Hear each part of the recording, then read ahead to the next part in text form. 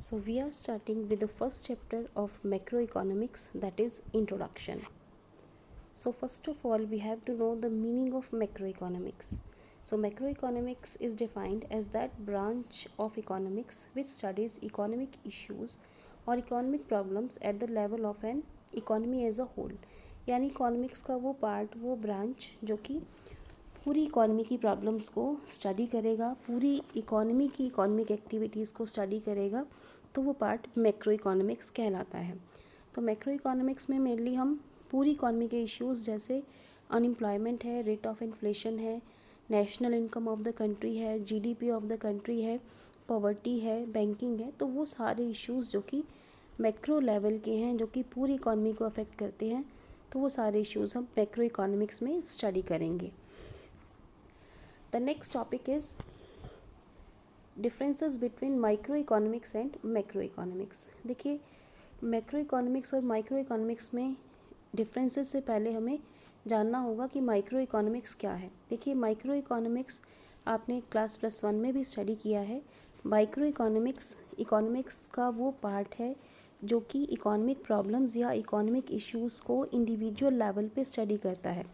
किसी एक कंज्यूमर की किसी एक गुड के लिए डिमांड, मार्केट डिमांड, किसी एक प्रोड्यूसर द्वारा की गई एक पर्टिकुलर कमोडिटी की सप्लाई, तो ये सब माइक्रो इकोनॉमिक इश्यूज़ हैं।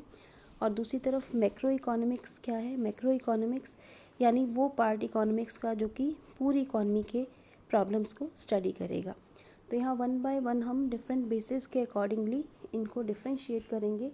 तो जो फर्स्ट है that is basis of study. देखिए यहाँ सबसे पहले जो माइक्रो इकोनॉमिक्स है उसमें बेसिस ऑफ स्टडी क्या रहता है, यानी इकोनॉमिक प्रॉब्लम्स इंडिविजुअल लेवल पे स्टडी की जाएंगी। किसी एक हाउस होल्ड की, किसी एक प्रोड्यूसर की, किसी एक इंडस्ट्री की इकोनॉमिक एक्टिविटीज़ को, इकोनॉमिक प्रॉब्लम्स को स्टडी किया जाएगा। जबकि मैक्रो इकोनॉमिक्स में जो प्रॉब्लम्स हैं, इकोनॉमिक प्रॉब्लम्स हैं, वो पूरी इकोनॉमी की प्रॉब्लम्स को स्टडी किया जाएगा, जैसे अनएम्प्लॉयमेंट है, इन्फ्लेशन है। Next is economic variables. देखिए इकोनॉमिक वेरिएबल्स जो माइक्रो इकोनॉमिक्स है तो उसमें जो इकोनॉमिक वेरिएबल्स होंगे वो क्या होंगे? इंडिविजुअल ही होंगे, जैसे कंज्यूमर्स डिमांड है, प्रोड्यूसर्स सप्लाई है, तो ये। और दूसरी तरफ मैक्रो इकोनॉमिक्स में जो वेरिएबल्स होंगे, इकोनॉमिक वेरिएबल्स होंगे, वो क्या होंगे? Aggregate demand and aggregate supply. Next is economic agents. देखिए इकोनॉमिक एजेंट्स क्या हैं? इकोनॉमिक एजेंट्स वो इंडिविजुअल्स या वो इंस्टीट्यूशंस हैं जो कि इकोनॉमिक डिसीजंस लेंगे। मैं एक कंज्यूमर हूँ, मैंने किसी चीज़ को कंज्यूम करने का डिसीज़न लिया, तो मैं एक इकोनॉमिक एजेंट हूँ। मैं एक प्रोड्यूसर हूँ, मैंने एक पर्टिकुलर गुड को प्रोड्यूस करने का डिसीज़न लिया, तो मैं एक इकोनॉमिक एजेंट हूँ।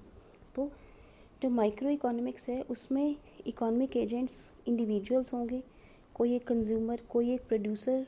और दूसरी तरफ मैक्रो इकोनॉमिक्स में जो इकोनॉमिक एजेंट्स होंगे वो इंस्टीट्यूशंस होंगे, कोई आरबीआई है, सेबी है, ट्राई है, telecom regulatory authority of India, तो ये सब इकोनॉमिक एजेंट्स होंगे मैक्रो इकोनॉमिक्स में। Next is degree of aggregation. तो देखिए degree of aggregation micro economics में लिमिटेड रहता है, जबकि मैक्रो इकोनॉमिक्स में डिग्री ऑफ एग्रीगेशन क्या है? वो वास्ट होगा, ज़्यादा होगा। नेक्स्ट है सेंट्रल इशू। देखिए माइक्रो इकोनॉमिक्स में सेंट्रल इशू क्या है कि जो रिसोर्सेज हैं उनका एलोकेशन किस तरह से किया जाएगा, रिसोर्सेज को किस तरह से, what to produce, how to produce, for whom to produce, तो ये सारे क्या हैं? इकोनॉमिक माइक्रो इकोनॉमिक्स के सेंट्रल इशू होंगे।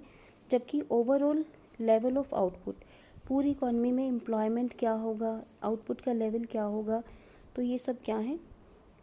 मैक्रो इकोनॉमिक्स के सेंट्रल इश्यूज रहेंगे।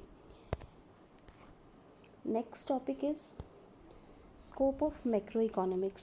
Scope of macro economics means हम किन चीज़ों को, किन एरियाज़ को हम मैक्रो इकोनॉमिक्स में स्टडी करेंगे। तो देखिए जो मैक्रो इकोनॉमिक्स है इसका जो स्कोप है वो बहुत वास्ट है। तो यहाँ सबसे पहले estimation of national income and related aggregates.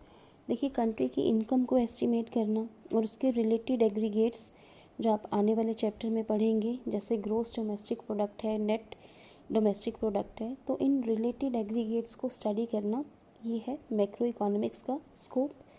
Next है थ्योरी ऑफ एम्प्लॉयमेंट। इकॉनमी में एम्प्लॉयमेंट का लेवल क्या है, कैसे एम्प्लॉयमेंट को बढ़ाया जा सकता है, अनएम्प्लॉयमेंट क्या है, क्या कारण है उसके पीछे, कैसे अनएम्प्लॉयमेंट को दूर किया जाएगा, तो ये सब भी मैक्रो इकोनॉमिक्स में स्टडी किया जाता है। Next is theory of money. देखिए मनी क्रिएशन कॉमर्शियल बैंक्स के द्वारा, ये भी हम मैक्रो इकोनॉमिक्स में स्टडी करते हैं। साथ ही आरबीआई किस तरह से मनी सप्लाई को कंट्रोल करेगा, मनी सप्लाई क्या है, आरबीआई कौन से टूल से इसको बढ़ाएगा या घटाएगा, तो ये सब भी क्या है, मैक्रो इकोनॉमिक्स का ही स्कोप है। Next is theory of general price level. तो यहाँ देखिए जनरल प्राइस लेवल का जो कॉन्सेप्ट है, ओवरऑल जो प्राइस लेवल है इकॉनमी में, वो भी मैक्रो इकोनॉमिक्स के अंडर स्टडी किया जाता है। इन्फ्लेशन, डिफ्लेशन, ये प्रॉब्लम्स भी मैक्रो इकोनॉमिक्स में स्टडी की जाती हैं। Next is role of government. तो गवर्नमेंट का रोल इकॉनमी में क्या है, गवर्नमेंट किस तरह से बजट बनाती है, क्या बजटरी पॉलिसी है गवर्नमेंट की, कहाँ से इनकम के सोर्सेज होंगे, कहाँ कहाँ पे गवर्नमेंट एक्सपेंडिचर करेगी, तो ये सब भी क्या होगा, हम मैक्रो इकोनॉमिक्स के अंडर ही स्टडी करेंगे। Next is exchange rate and balance of payment. देखिए एक्सचेंज रेट क्या है, कोई भी कंट्री किसी दूसरी कंट्री की करेंसी को जिस रेट पे ख़रीदता है या जिस रेट पे एक्सचेंज करता है, उसे हम एक्सचेंज रेट बोलते हैं। और ये जो एक्सचेंज रेट है कैसे डिटरमाइन होगी, कितनी होगी एक्सचेंज रेट, कौन कौन से फैक्टर्स इसको डिटरमाइन करेंगे, तो ये भी हम मैक्रो इकोनॉमिक्स में ही स्टडी करेंगे। और नेक्स्ट है बैलेंस ऑफ पेमेंट।